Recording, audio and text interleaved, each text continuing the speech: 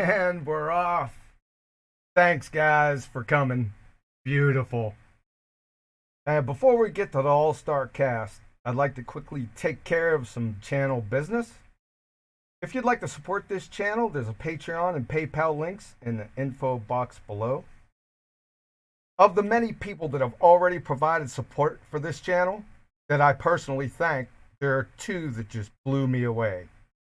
Sam Hain and Eagle Plane and Anchor. Just wow, guys. Wow. I won't let you down. It's been an absolute whirlwind the past few weeks. Prior to the morning of August 4th, the thought of a YouTube channel had never crossed my mind. In less than 3 weeks, I had over 1,100 subscribers and the channel monetized. How? Me? It happened despite me. I'll tell you how. All-star cast waiting here in the wings. Betty Van Velsen, Nathan Oakley, Adam Meakin, and Anthony Riley. Without whom, and let me make this crystal clear, this channel would not exist. Period. You guys were here to decorate you myself. This isn't my day, it's theirs. And they're here to be reckoned with and recognized. Stand up and be recognized for your meritorious service. What say you? I say thank you for having me. It's lovely to be here.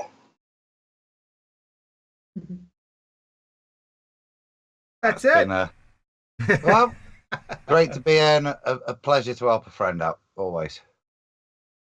Yeah. Like I said, I couldn't be here. I was fumbling and bumbling and stumbling for 3 weeks trying to get this together. And without your help, there would be nothing. So I salute you. It's mostly just sharing, you know. I mean, I'm doing it right now, so I'm sticking this show in Skype. And Dave Weiss said, when he does his first live show, make sure you send me a link. So I've just sent Dave Weiss a link. If he's not watching, he's in trouble. But it's just about sharing, you know. All I did was tell people about the fact that you were going to have a channel. That's literally all it took. Yeah, and how to do it. How to set it up. And yeah, you did a great job, Nathan, telling how to do this. Oh, Great. He did a lot more than that. Don't be bashful here. You just didn't promote the channel. You did a lot more than that. All I did, John, was do my bloody best and then let you criticize it and have to change it. Yeah. I couldn't ask for more at all. What about Anthony? What's his thoughts on the matter? Yeah. I think he's walking the dog. Thanks, Anthony. Walking the dog. I appreciate that, man. Unbelievable. So yeah, now we've all had our backs tapped by UQE. So as this is the circle jerk part of the show, I'm indebted to you because the arguments within this little community, if you want to call it, that we call Flat Earth, have progressed as a general result of your being here. So you've been around since, what, 2015, 14, doing this, correct? 2000, I think it was May 2016, somewhere in the middle of May, somewhere around there. 2016. So from that point, you know, I watched you on Cathexis channel, as did Betty, and both of us went, wow, this is globe Earth demolition. And nothing shy of that. Same with Arwin, if he was here, I'm sure he'd parrot it. You've seen the comments from him in Cathexis' videos. So as much as you want to praise me for getting your material onto a channel, that's irrelevant. If you haven't got good material, who cares? You know, it doesn't matter how much promotion you get or how well you can set up a channel or how good your thumbnails are or how good your little video is when it starts. I'm not decrying that. Great work, Adam. Great work, Betty. And I'm obviously ace. But it's the material. It's the material, right? It's down to, is the material good? So anybody who's been watching the stuff that's been premiering on this channel, on the Quantum Erased channel, knows it's good material, knows that they can watch 2, 3, 4 shows, and up there, I'm going to argue about Flat Earth in the local public house kind of game, you know, by just listening a little bit. And, you know, it's going to be, for some people, hard to digest initially if you've never come across any base level demolitions of globe Earth arguments based on logical fallacy or general incoherence. But you're pointing this out at every corner. And for anyone thinking, this is just a loving flat Earth telling each other how wonderful we are. No, it's only just today we get arguments from other flat earthers that are being taken to pieces on their nonsense. So we, as a whole, me included in that group, are better for not paying so much attention to just globe Earth and their nonsense when potentially we're changing the paradigm of a lot of people. That might very well be the case. I know you maybe have different views on that. But if this is a release of this information to the general populace, you don't want it poisoned with garbage nonsense about azimuthal equidistant projection models of a flat Earth when reified and compared to a globe Earth of the same standard. All that kind of nonsense has been brushed under the carpet as a direct result of your input into this debate. Wow, thank you. I wasn't ready for that. Thanks, appreciate that. It's been a wild ride, from the beginning, especially starting off with Robert Pisano. He gave me my first shot, right? So, and he's just recently come back on the scene. I've briefly spoken with him, and I'm going to try to get him on the show, to at least talk about old times. But thank you, Nathan. I appreciate that. Yeah. That said, without really, really good thumbnails, people won't click on that good material now, will they? So shout out to Sam Hine, who smashed your super chat to the tune of $50. Sam has overwhelmed me. Sam Hine, him and Eagle Plane and Anchor, like I said in the beginning, I was actually shocked. It shocked me. So Sam, all I can say is wow, man. Unbelievable. Yeah, so you're not going to watch the side chat that much, right, John? Because you're just checking out how this works with doing stuff on your own show, and so the side chat is a little bit off limits now, I think. Yeah, right? Until I guess at least get a little bit more comfortable and probably some more computer capacity. So I'm a little bit hamstrung right there, but I got other people to watch that for me. So how did you do with the getting together your show and doing your own live shows? How did you experience that? My own live shows? You talking about this one or like this one? Yeah. How did I get this together? I didn't get this together. Yeah. You guys got this together. You guys did it. I didn't do it. I was just in here following instructions and screwing them up. So it wasn't me. No way. I said despite me. Well, as a mere, and you're not going to do it yourself. So Sam Hine says it's pronounced Hine, or like the ketchup, Heinz without the Z. So Hine. So Sam Hine, I got you. Thank you, Sam. That was. So shout out to Sam for smashing your super chat, and also JK says QE, you need to take the show on the road and start smashing some college professors. You're always on point. So another shout out to JK for smashing your super chat. Thanks, JK. Yeah, and bring them in. I would say bring those scientists in, and I think that John will invite those people in, right? These real people out there in the scientific sort of world, right? Well, I've had experiences with this in another genre, in the evolution genre back in the day, and I would have to search them out. They weren't coming to find me, even though people told them about me, because I was on a number of science forums. That's all I'd do. I mean, I had 5 or 6 science forums, a couple Christian forums. That's all I'd do, after I retired. And I would have to go search them out. So they're not coming here. That's not going to happen. If it does, I'd be shocked. Oh. You never know, right? Well, we already know because we tried to get, scientists, recognized scientists, for, to show up in Amsterdam for the conferences, and they all backed out, right? You Did guys they, remember that?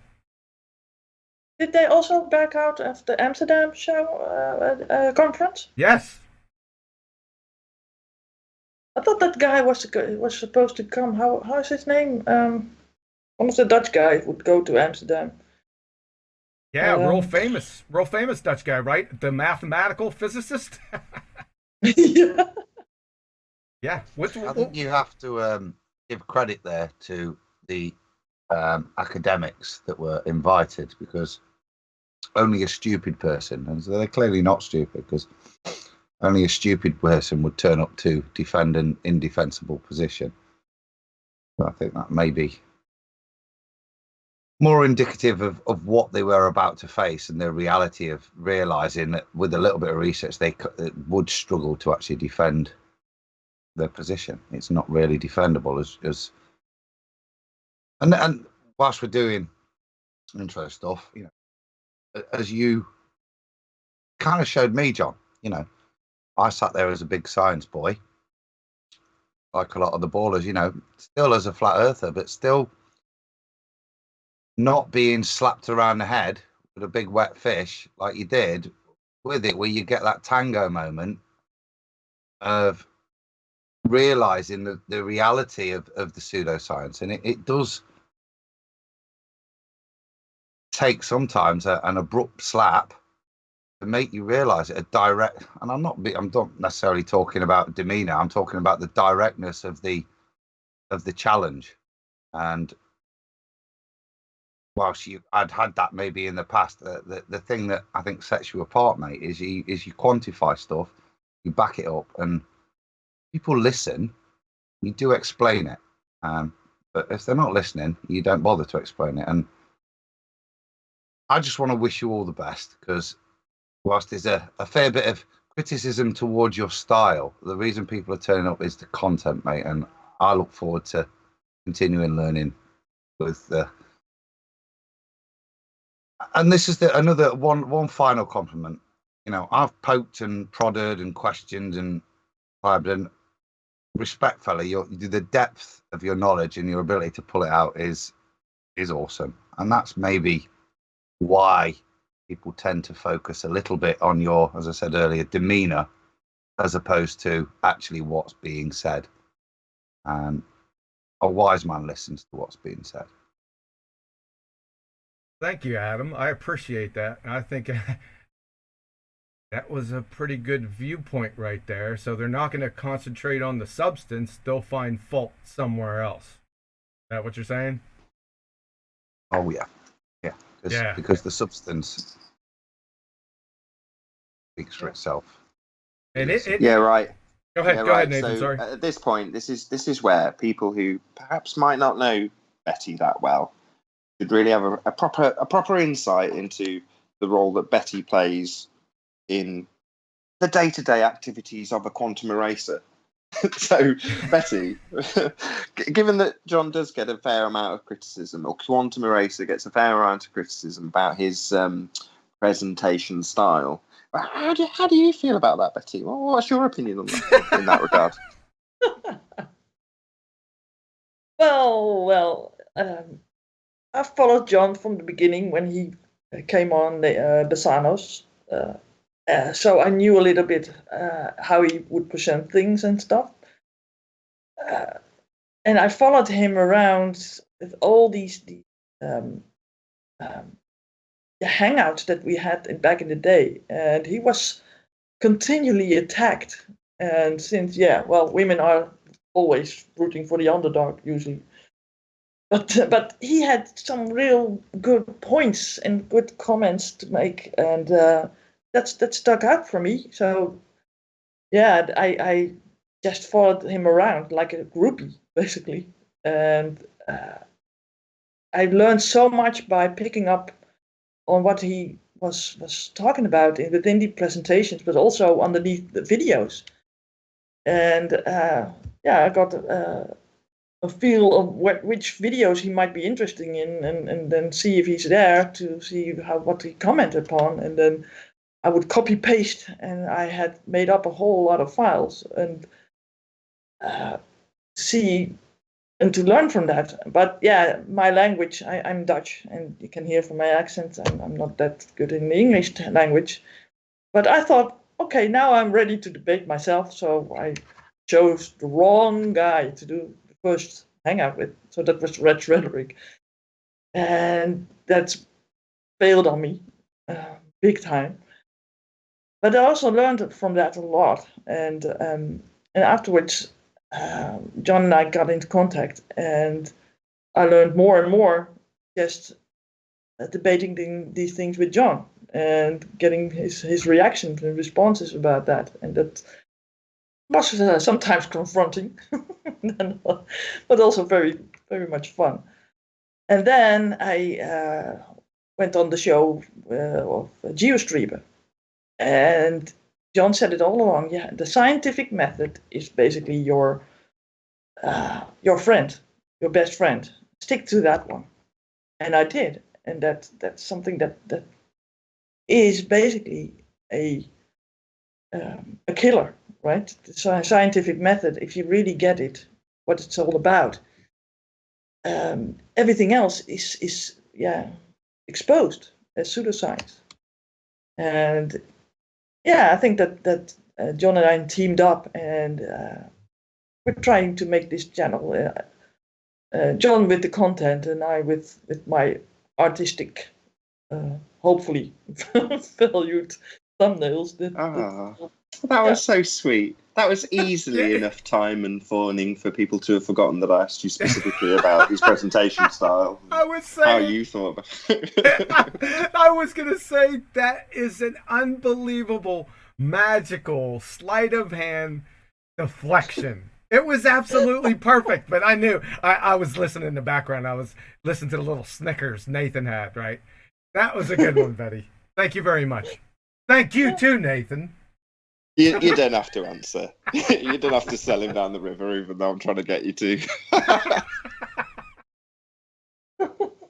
Why is it so bad? Why?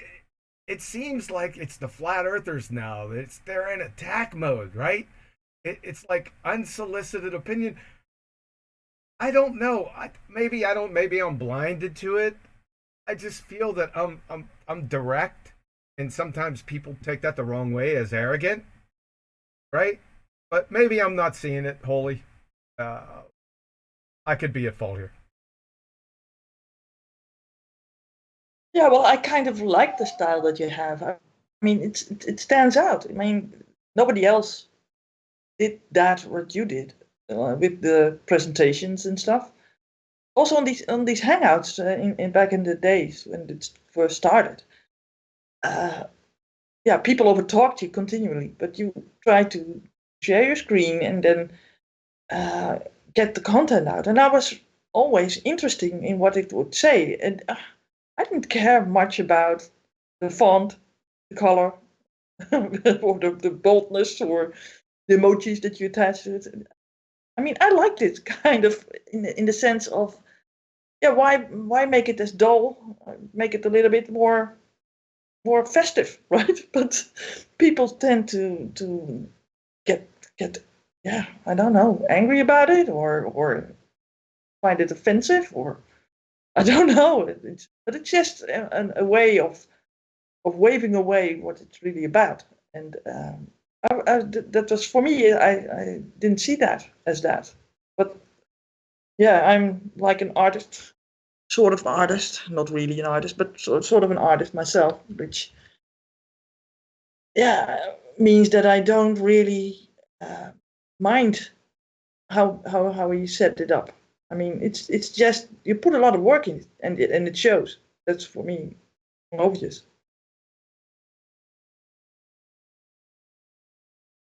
That's because you can tell him off, Betty. I've been in the background a bit doing a lot of donkey work, and it's the reality is, as with most relations, you're in charge. At the end of the day, I was checking settings and this and that, and John's going, "Yeah, you happy, Adam? Yeah, I'm happy." Right then, Betty, are you? And that was the final say. So I think it's a very productive relationship, and I look forward to seeing the fruits. We'll definitely get back to what Betty does, because I want to. I know it's the QE debut, but nonetheless, Betty's a big part of that. So, nonetheless, Earth is seriously flat, as Superchat to you says. I love the flat Earth family. Destroying the globe doctrine is love to humanity. Teach the children and don't let grandma die as a globe zombie. Shout out to Earth is seriously flat. Yeah. That globe's on me. Thank you, Earth is seriously flat. Really appreciate that. Thanks, guys, for all the kind comments. Appreciate you trying to trigger Betty into giving up some secrets there. But I don't know, man. I just don't see it.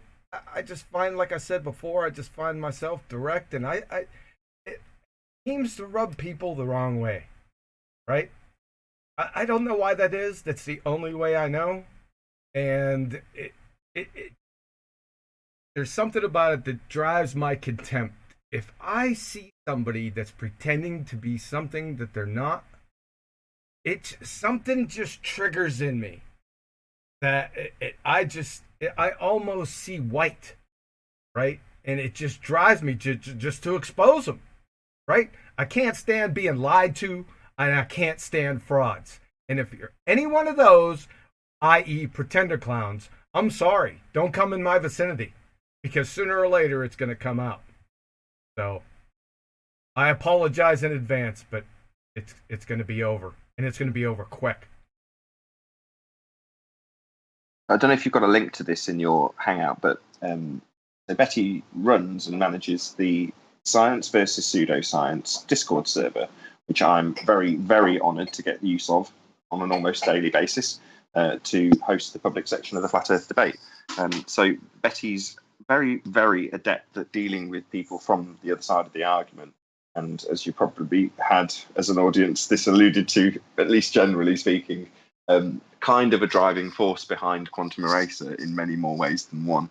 But obviously, Betty, you're proactive on the scene as well, and people who are in your Discord server know precisely who you are. But I know there's going to be people in the audience that don't necessarily, may not even be aware of the Science versus Pseudoscience Discord server. But yeah, I mean, how have you got on with that off the back of being a bit more, informed and confident with your arguments, given that you're hosting fundamentalist religious zealots all of the time? Well, yeah, I try to be a little bit more sort of a mediator in Discord more than a debater. So that's because I want not to have an echo chamber. I want to have both sides equally in there, right? So that there's people that are on the BallTARD side and people on Flat Earth side. But it's difficult to keep a balance with Flat Earthers versus Globers. I think that Flat Earthers are usually not going to debate much. They take in the information and they run with it, basically. That's how I feel. And there are a lot of Flat Earthers that come in and come into debate for a while, and you see them in the voice chats a little bit, and then you generally they disappear somehow, and you don't see them. But we have a couple of ballers that continually come back and find a sort of a community themselves within the server, and I kind of like them too. I mean, I don't hate people, and I don't feel that I need to be hateful towards them or. So I try to keep the balance, but when I first set it up, and John came into the Flat Earth server too, then he was in there and getting in arguments with all these guys over there, and then I had to adjust my Discord server all the time because he was in the beginning expanding on his powers. Let me say it that way. And it was lots of fun. Well, you're beautiful to lead, Betty. Absolutely exceptional. So, can you tell us a little bit about the woodshed and how that came about? Well, that's now a sort of a known thing you can be woodshedded in my server, because I don't want people to be kicked or banned. I want it to be this. The server wanted to be open as much as it could be, and people to stay in there. And because John was in the beginning, wanting to have his powers and kicking and banning left and right. I don't know. I don't think that he likes this much when I say this, but it was in the beginning, but then I'm left with only people that he likes, right? But then there is no discussion, and but there you have these people that are,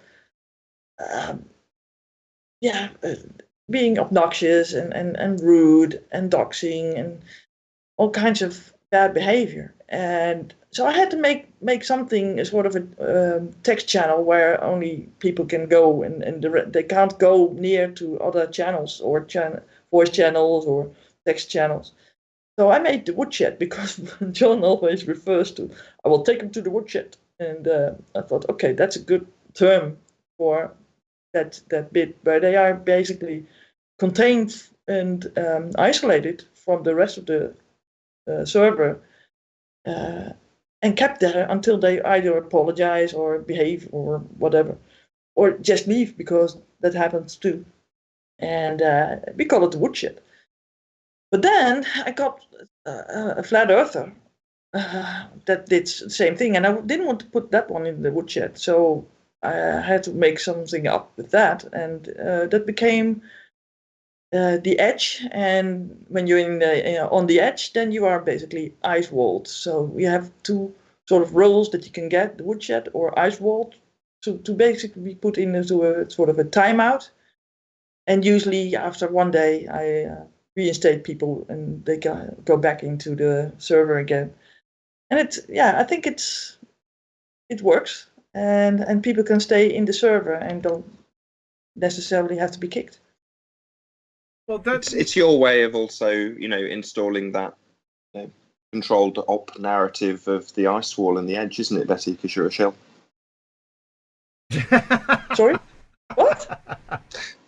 I said it's your way of promoting the controlled opposition narrative of an ice wall and programming your Discord chat participants with that information. I didn't say ice wall. It's ice walled. Yeah. Well, I like that idea about it being an ice wall around us, keeping the water in. I think that was the best argument, to keep the water in and not running over the edges.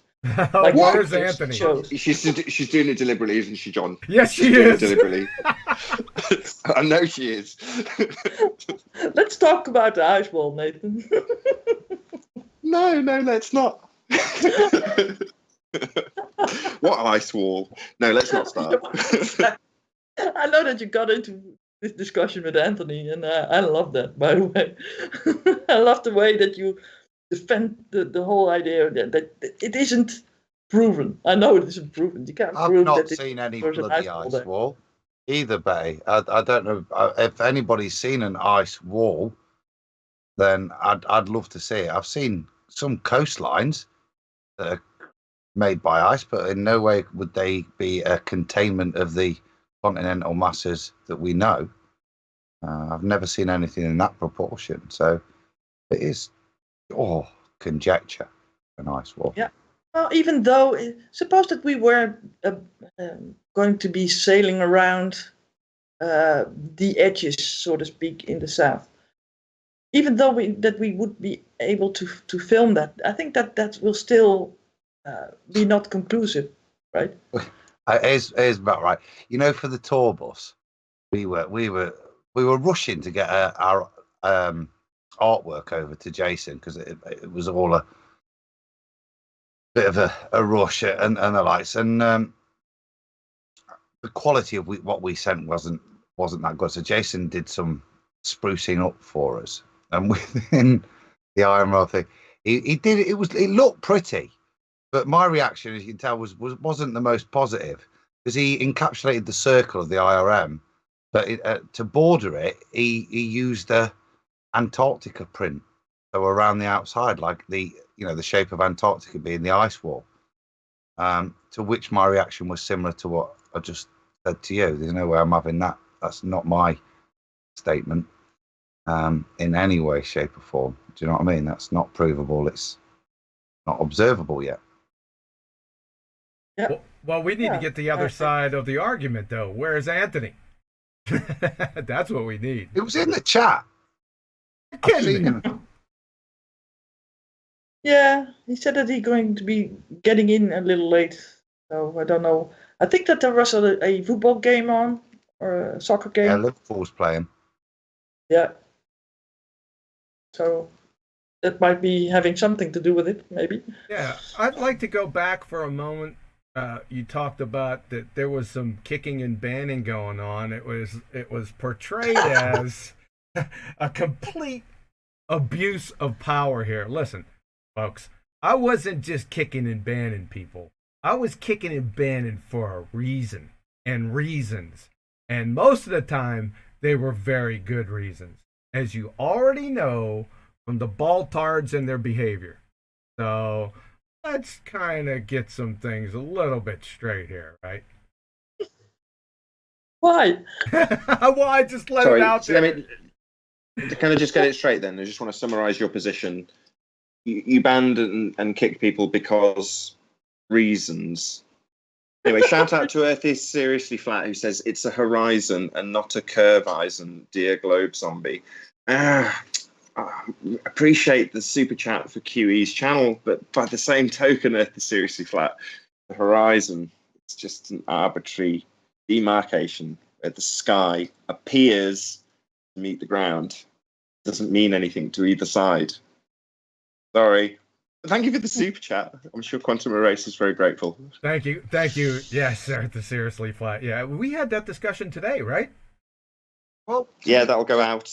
To defend Nathan there, I'm just reading that. It's the semantics of it. It's a horizon. Well, we all define it as a horizon, so that's fine. There's no claim involved in the use of the common practice word there, so that's okay. And not a curveizon, which does insinuate a claim. So I'm saying that's all good to me because the horizon. You're right. I take it back. I was criticising Earth is Seriously Flat. Now I've reread it. Actually, his statement makes perfect sense. He's not implying that he's reifying the curveizon. He's implying that they do. So actually, good super chat. I'll take it all back. He's in good shape with That's that. Peer review. That is proper peer review. That's peer pressure. Notice how quick I buckled. That was quick. It was really quick, but you read it, right? So, yeah, a lot of people wouldn't do that. Yeah. I find this problem too. A lot of people not being able to think on their feet, and I want to bring this point up here. And Nathan brought it up yesterday on the show, and it seemed to go without comment. And I caught it right away. And it was his point that, and had to do with the Coriolis effect, about the conservation of momentum. And when a helicopter takes off and hovers, most of the BallTARD argument is, well, conservation of momentum of the helicopter. But he made a brilliant point. What is if the helicopter starts to rise in elevation, then it not only must conserve the momentum, it must increase the momentum. I thought it was brilliant.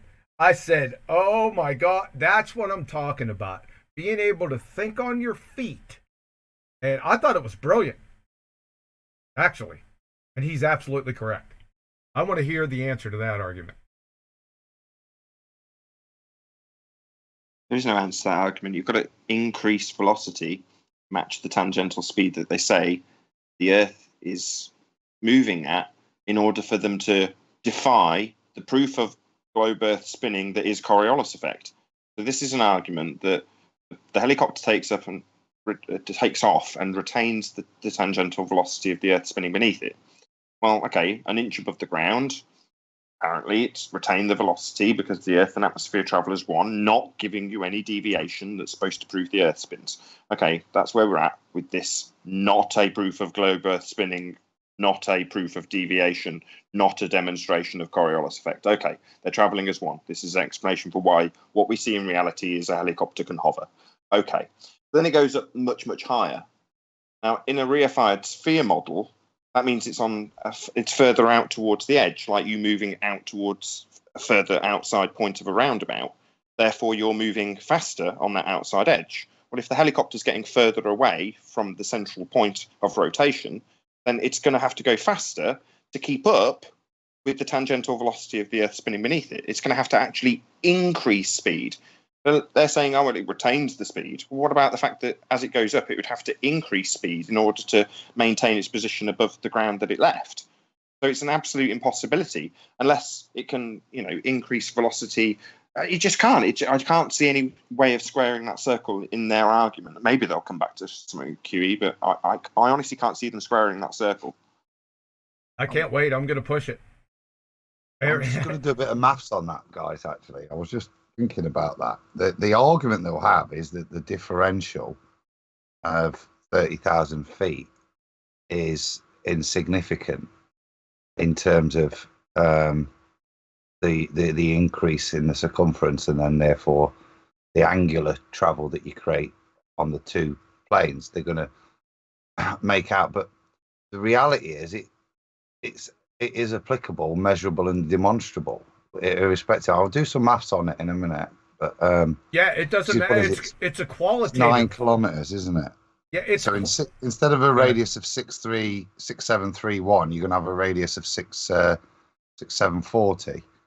So you're going to have an increased radius of only 9 kilometers. So technically, it's going to be minimal in terms of the altitude thing, but technically, it should be demonstrable. Yeah, it should drift. It should drift. Yeah. I just want to shout out who originally discussed this. So this was originally brought up on Flat Earth Debate by Paul. And then off the back of Paul discussing it, a chap named Jeremy from Montreal, who goes by the name of LLB Store, I'll read out his email. It says, "Hi Nathan, Paul may have further broken the heliocentric fundy model." And then in bold, "Is there any evidence of a hovering drone or helicopter ascending whilst remaining in lockstep with a spinning ball Earth? Question mark."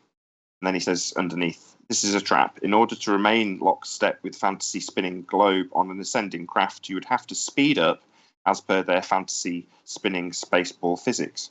Cheers. The world's best flat Earth debater, Jeremy from Montreal." Yeah, I'd like to. Go ahead, Adam. I agree. You're not going. There's not going to be an increase in their supposed tangential transferred speed. So as you do go up, there will be, especially in a helicopter, if you are hovering above, the higher you go, technically, the more the compensation would have to be. Again, it's fine tuning, I think, but technically, it's and it's not just a single. It's a constant speed differential that you've got to adjust for. So you're constantly having to be going whatever, just call it 1/2 a kilometer an hour. You're going to have to be making that constant adjustment to in that direction to just hold that position, because you're going to have to add onto the tangential speed, aren't you? So it's going to be a constant movement, and then if you were then to increase slightly, that constant is going to adjust slightly and increase slightly in relation to increasing altitude. I've got to just must step in here. To achieve what? So you're saying, well, you're saying that's what would be necessitated by their rhetoric of Earth spinning and atmosphere spinning along with it, and you're making these constant adjustments to compensate for the fact that as you raise an altitude, the overall circumference of that you're traveling is increasing in relation to the spinning ball underneath. Therefore, you'd have to increase your velocity in relation to it. That's your argument thus far. Well, at that point, I'm going to say, well, for what? Well, to negate the claim proof that Earth's spinning. So what should happen, according to the globe Earth fundy rhetoric of a spinning ball in a vacuum, is that the helicopter takes off, and because you remain on the spinning reference frame underneath it, you see it drifting. Now, it's not really drifting, it's just ascending vertically. But because you spin underneath, you see it appearing to drift.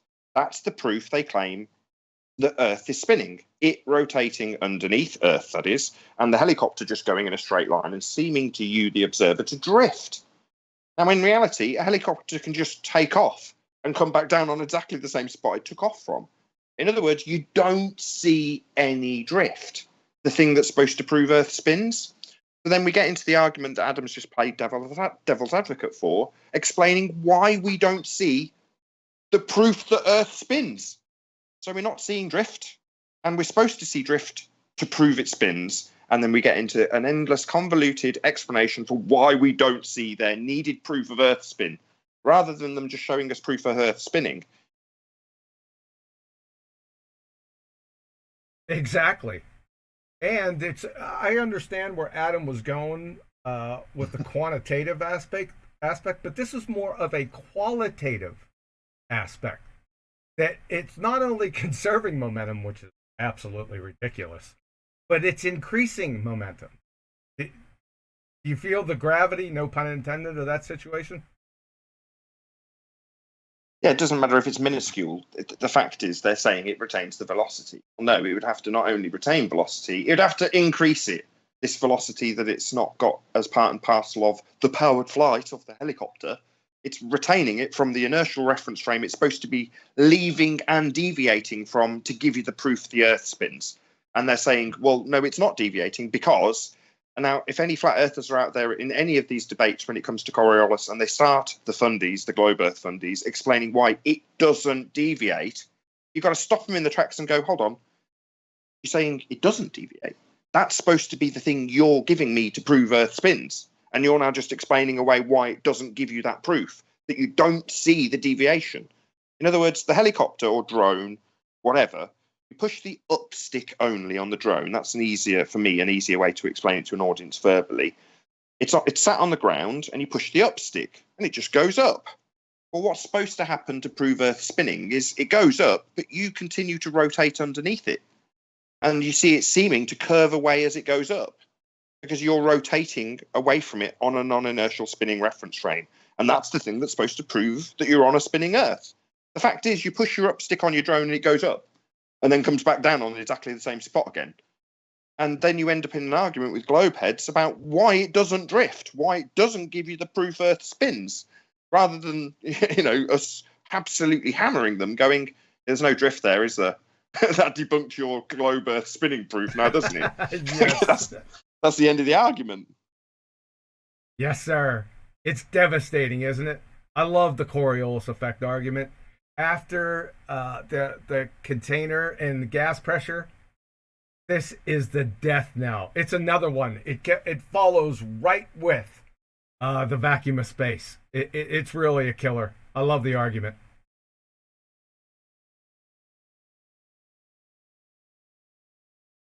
Well, not everybody's good at explaining it. I think that Nathan does a really great job explaining that thing. It's really good. Yeah, it's a monster. I'd go with that list.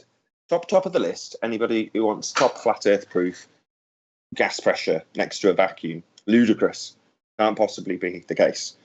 Vacuum of space was real, we'd all be dead. The gas would fill the vacuum. It's as simple as that. It's very easy for most people to understand. So for me, that's just an absolute obliteration. Number one, top. Why the Earth is not a sphere in space? Because you can't have space. That's a pretty good start. So next thing is, well, the rotation that they claim is needed. What you observe in the sky is caused by Earth rotating. What's the proof? Coriolis effect. We don't see Coriolis effect. There's no drift. Nothing's deviating. That's the end of that argument. It is just as simple as that. Now, the fact that it's wrapped up in a whole bunch of doublespeak, necessitating understanding the Coriolis effect, which is actually relatively simple, but to the point where you can understand where they doublespeak you and talk about other effects that aren't Coriolis to explain why you don't see it. Once you've wrapped your head around that, you realise that it is devastating. And I would definitely agree with you. I used to hate Coriolis because it seemed fruitless. It doesn't matter if you got a little win in the middle of a debate about it. An hour-long discussion about Coriolis isn't going to convince anybody of anything. It's just going to confuse them. Well, now we're starting to whip these fundies into shape with Coriolis, and I love it. I think it's great too.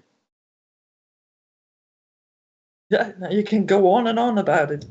I think it's these shows now that you're already filled with the Coriolis thing, Nathan? I wondered back in the day why it required such venom from people like George Netanyahu. Why would it necessitate going after a man's career? Why would you go to such extreme lengths for somebody who's unpacking Coriolis effect? Saying, look, planes take off. If the Earth spins underneath, your flight time's reduced. That's essentially Brian Mullen's argument. That led to a fundy globehead zealot going after his career. Well, why? What is it about that argument? Well, it's their weakest argument. Essentially, they say we see deviation. The ball that leaves the footballer's foot after being attached to the ground that's supposed to be spinning goes through the air in a straight line to all intents and purposes, but because the ground spins underneath, according to Neil deGrasse Tyson, it goes through and they score a field goal. Well, that is the Coriolis effect that's supposed to be there on Earth. Something leaves the spinning reference frame and the ground beneath continues to rotate underneath. The posts of the goal of the field of the football field keep rotating, even though the ball's left that frame of reference. Well, that should be easy to demonstrate with a drone then. You can get it to hover for as long as the batteries last, what, half an hour? I wonder how much Earth drifts underneath. Well, quite a lot. But for the fact that you can just push up and then push down again half an hour later and pretty much catch the thing. There's no drift demonstrated. But they argue that that's the thing proving it spins, Coriolis effect. It's utilised in so many different things. The difficult pendulum. What's that using to prove Earth spins? Oh, Coriolis effect. The gyro? Oh, the gyro they all argue about. Bob Nodal proving Earth spins. What's that utilising now? Coriolis effect. So if the gyro is demonstrating that the inertial frame of the gyro has a non-inertial spinning reference frame deviating by 15 degrees an hour underneath it, then you've got Coriolis effect. Earth rotating underneath that gyro and underneath that ball that Neil deGrasse Tyson talks about and underneath an aeroplane that Brian Mullen talks about. Oh no, better get that guy's job taken away. Well, he's just saying that the Earth rotates underneath like Neil deGrasse Tyson says it does. Oh, what's that? Better not point out that the planes don't do that or we'll have your job. Yeah, that's the situation, fundies. Don't point out that there isn't any deviation and we don't have any Coriolis effect. We double speak the crap out of this and we want to keep it that way. So don't just highlight that planes should be taking much, much, much shorter durations if Earth's rotating underneath to give you this claimed Coriolis deviation. It isn't. Hey, Sleeping Warrior. Coriolis force doesn't apply to the Earth. It has to turn for it to apply. Why do we keep talking about it? Very good point. Excellent and succinct as ever. Let's not beg the question. I know I like to beg the question and dance with it a little bit, but that's only when it's like they don't use backwards terms like the inertial frame of reference and the non-inertial frame of reference, and it confuses people. Let's not allow them to confuse it because they have weird words for these things. Well, let's just call it like 100 kilometers per hour is what I've just worked out would be the actual, because I said it was going to be minimal. So I've just quickly done it. So based on a 35,000 feet increase, yeah, that takes the radius up 9 kilometers. So it goes to 6371, from 6371 to 6740. So that changes the circumferential differences from 40,000 kilometers to 42.3 thousand kilometers. So to rotate at the rotation speed at 40,000, so on ground level, is 1,666 kilometers per hour. You then go up those 9 kilometers, the increase turns the tangential speed, as they would call it, to 1,764, which is a difference of 98 kilometers per hour. And I'll stand to be corrected because I've just kind of done it on the fly, but that's a lot more significant. I thought that's, 70 mile an hour difference that you've then got to adjust for to pretend that you're hovering. But how do you get a helicopter to go sideways to add or subtract a tangential speed and then maintain its straightness in terms of it looking like it's hovering over the ground? The two would seem incompatible. They are incompatible, completely incompatible, because the rhetoric that fights against the proof they need that it spins, i.e. the Coriolis deviation, when we're in this situation arguing about why it's not deviating, as we observe, not giving them the globe proof, then they have to increase what they're claiming is a retained velocity. Well, you don't increase something that you've retained. If anything, it would decrease. But it certainly wouldn't increase as you go up in height. That's an impossibility. Absolutely impossible. No, it can't do that. If it's retaining a velocity, it doesn't go up higher and say, I better go a bit quicker. No. Exactly. And the reason why it's important, Anthony, we discussed this earlier today, is that they try to use the Coriolis effect to prove the Earth spinning. That's why. Well, the lack of it, the lack of Coriolis proved the Earth is spinning. Right. The good thing about this one is that it takes apart, because they try to use this atmosphere as in lockstep nonsense. That's fine when they try to talk about Coriolis in the trying to negotiate it as a differential because of a lockstep atmosphere. But this one really batters it because you're maintaining the lockstepedness, that you're allowing that supposition, aren't you? But in doing so, they then have to say that obviously the upper atmosphere is spinning faster, but that upper atmosphere gets thinner. It can't therefore add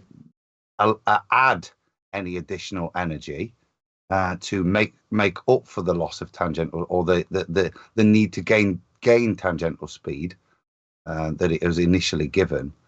So it destroys their differential argument, because it's not traveling around the sphere where they just talk about a rotational difference, which can be, it is a bit harder, and over time maybe in direction you could bullshit for.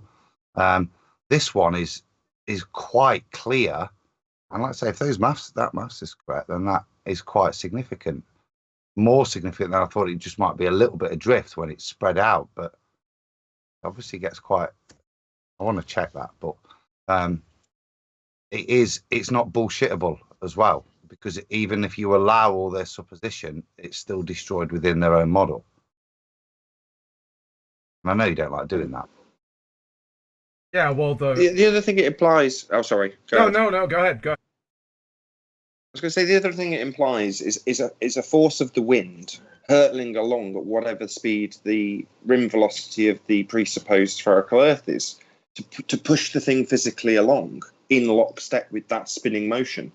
So you've essentially got, the force of this ridiculous wind going to push the helicopter in lockstep, right? But we haven't got that either. We've got winds going in all directions.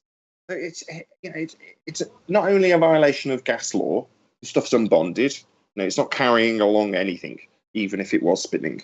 But you then step that aside. Okay, right, let's beg the question that we can violate gas law, and this stuff is somehow bonded to the Earth that's spinning. Then you've got the velocity of it actually moving along with the speed of the Earth, and then that's debunked by the fact that we've got multiple directions of surface winds. And then you've got as they raise in altitude and potentially can just come back down on the same spot, it would have had to have increased its velocity that it's supposed to have only retained from the initial velocity of the spinning Earth, but it's got to increase that velocity to then come back down, having compensated the entire time it went up perfectly to come back down on the exact same spot.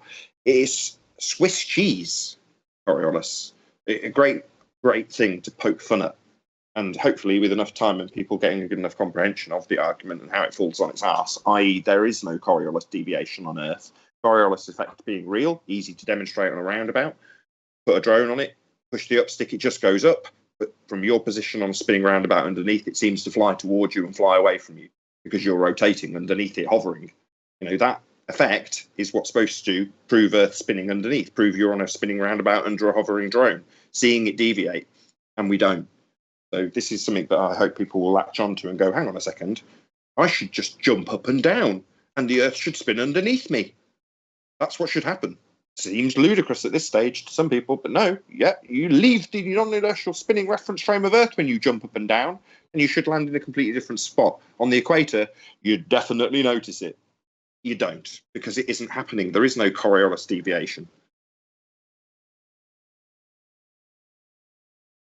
And if it ain't, if it ain't spinning, flat Earth's winning. That's it. Go ahead, Anthony. Sorry. Well, I still think we should just say to them, prove that it's turning before we start talking about Coriolis. all the points that are brought up are valid, true, but at the end of the day, you've got to have that spinning or rotating reference frame.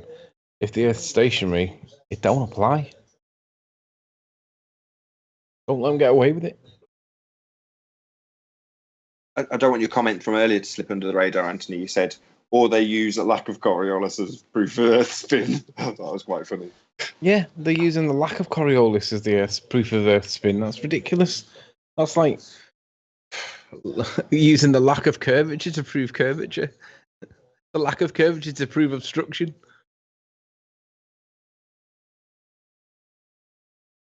They got your record audience at the moment, QE. So 153 people currently watching this live stream. So big shout out to everyone who just joined this live stream. This is actually Quantum Eraser's first step into actually hosting the show. I'm sure you'll all agree he's doing a fantastic job. And yeah, smash that share button. Make sure you share this far and wide. That just blows me away too. I wasn't expecting that at all. So thanks a lot, guys. Thanks to all the subscribers. You guys just blew me away. I wasn't expecting it, and I'm being honest. I don't know what to say. I really don't. Between all the subscribers and everyone that's helped me, it's quite humbling experience. Thanks. We've got. If that's maybe your cue that you're going to round out shortly, then I'll take the opportunity to maybe plug a bit of stuff. So there's now a little schedule amongst us as a little group. So I'll do it in UK time just for ease. So at 1 p.m. UK, you've got Arwin's Early Bird Show, followed by me at 2 p.m. with Flat Earth Debate. And on a Tuesday and Thursday on this very channel, Quantum Eraser, you've got shows from him 8 p.m. UK.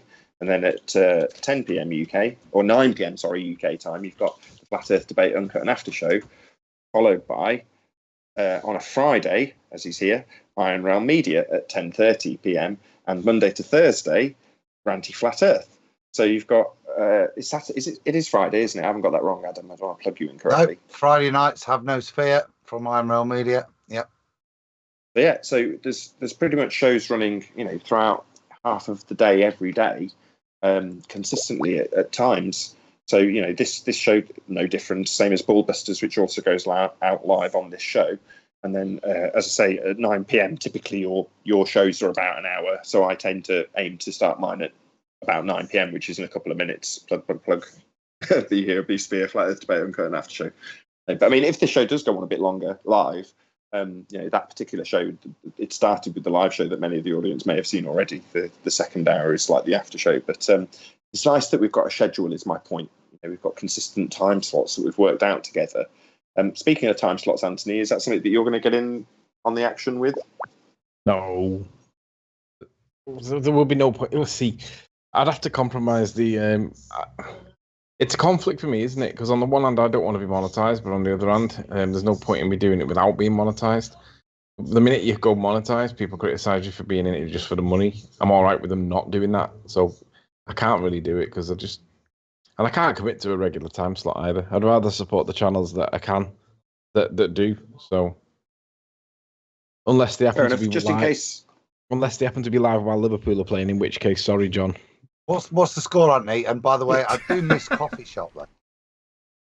Before you get into this, so just in case QE was planning on rounding out on the hour, so we've got a shout out for Dave Rakia Gifford, who smashed the Quantum Eraser super chat. Also, another super chats from Earth is Seriously Flat. We just heart you. Thank you for teaching Globe Zombies from Earth is Seriously Flat. And also another shout out to Unicorn Laser Eyes. He says, ring that cowbell. So massive shout out to all the people who supported this Quantum Eraser live stream in Super Chat. Yeah, it's a good idea. I didn't want to go over an hour, so go ahead. Final thoughts, everyone, please. I mean, this show was for you. I couldn't have done it without you. Go ahead.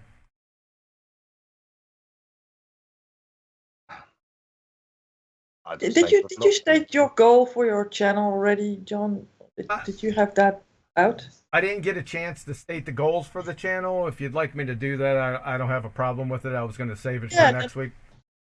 Yeah, so maybe want to know what it's going to be about. What's your special niche in this community? I think people know already, but maybe you can state it a little bit clearer. Yeah, the channel goals are to provide real science education, by and through which I will expose pseudoscientists and their religious practices, along with those who mindlessly parrot those pseudoscientists. Pummel the heliocentric BallTARD spinning space monkey religion. Shine a light on liars and frauds and the tools of their trade. Elucidate the nature of our reality and reckon with the Creator. Those are the goals of this channel. I'll stick to them. That's it.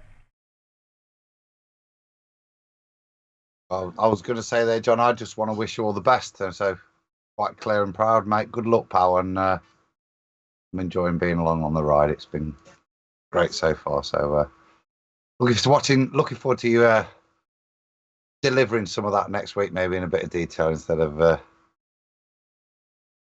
such platitudes to your friends. It's appreciated, but done for a reason, mate. So get out there and smash those, smash them balls up, pal. I got 3 quick things to say. The score's 0-0 at half time, Adam. Thank you, Second sir. thing, John, would you mind enabling DVR so that we can scrib backwards through stuff? I'm sure you've enabled it for some, disabled it for some reason, but better for us if you can enable it so that we can watch it from the start if you missed the beginning. And the third one is, I'm torn between. I'm on the fence in the context of etiquette, because on the one hand, these fuckers are lying. On the other hand, I think that we should be a little bit more neutral at times for most people. But I think that most of the time as well, I'm torn totally, because sometimes I just see that we should be politer, but other times I think, no, actually, they totally deserve it. So I guess what I'm saying is I'm totally split 50-50 on the etiquette side to it. I realise that we can be heavy-handed, but on the other hand, I realise that these fuckers are lying. So it's like, where do you draw the line between the polite etiquette, which makes it look like we're being soft, or just pulling their eyeballs out with cocktail sticks? Difficult balance. It's not easy to get right. I think everyone's got their own style, and people should never apologise for who they are. And if anyone's got a problem with how somebody is, they can sod off, can't they? I'll apologise for Arwin. Shout out to Arwin. Have you got any comments, Betty? And then if not, I'll shout out some super chats before QE rounds out. Maybe a song like Happy Debut Show to You. Happy Debut show. Hey, we can't afford the copyright on that. No. Right, shout out to Fish Matrix, who says, keep up the strong work. You guys are ace. And then you said the same thing with another super chat. I think you got 2 for 1 out of Fish Matrix. Also, Way BMX is looking forward to driving deeper into the big cosmic gangbang. Okay, Way BMX, thank you very much for smashing the Quantum Erase super chat. And also another double smashing of the super chat. Dave Rakia Gafford says, Rakia life, baby. God is truth. So massive shout out to all of you smashing super There's chat. another one there, Nate. I was just going to say, there's another one. Don't change a thing, QE. You are ace. Super smashing of the super chat from Sam Hine. Not Hines, Hine. $50 super chat. Hine. A big shout out to... Go ahead. Can I just ask how many super chats there have been tonight? About a dozen. Really? Yeah. Lots of support for Quantum Eraser. Thank you, everybody who smashed the super chat. So in that context, suck it up, ballers. I'll also plug myself. So Flat Earth Debate Uncut and After Show is starting now over on the Nathan Oakley channel. So be here or be sphere. Hey, thanks for having me, John. Thank you. I got you. Thank you guys for showing up. Like I said, I really don't know what to say without you. Other than this, without you, this channel wouldn't exist, and there is no doubt about that. So we're gonna wrap up here. To all the people out there, thank you for showing up. I'm gonna try to stick to my goals, for lack of a better term, religiously. And take no prisoners. I ask for no quarter, none shall be given. And remember, I'll be back.